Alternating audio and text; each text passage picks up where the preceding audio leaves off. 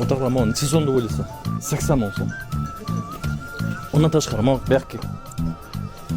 Mashina tingab qo'ydim.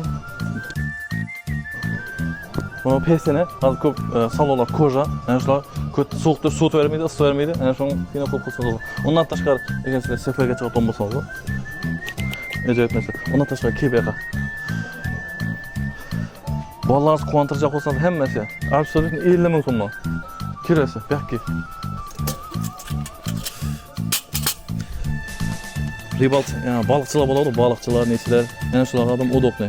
Qurutoylar eldimizda mana. Eldimiz bahar qurutoylar boshladi. Mana. Udobniy, ansab yig'ishtiradi. Yana kilo bu yoqqa. Bundan tashqari o'rtoqlar, qo'l mehnati. Qaranglar, dim ajoyib. Kirpirlaringiz bo'lsa sap qo'ysangiz ham bo'ladi. Liboy narsa universal ketaveradi mana.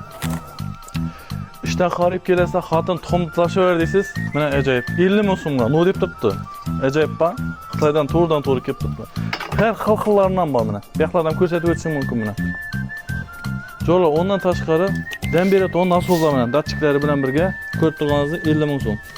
O'rtoqlar, manzilga keladigan bo'lsak, bu yoq Gurlan yo'li, bu yoqimiz Orolga aylanib turgan yo'limiz, bu yoqimiz shahar hokimiyati. O'rtoqlar, chap qo'lingiz xudo xolasa, ana shu gumbaz bo'ladi, shu yerga kelaversa xudo xolasa, ish faoliyatimiz azoni 9 dan kechki 10 gacha kelaversa o'rtoqlar ishdan chiqqandan keyin kelsangiz ham ishlab turgan bo'ladi xudo xolasa.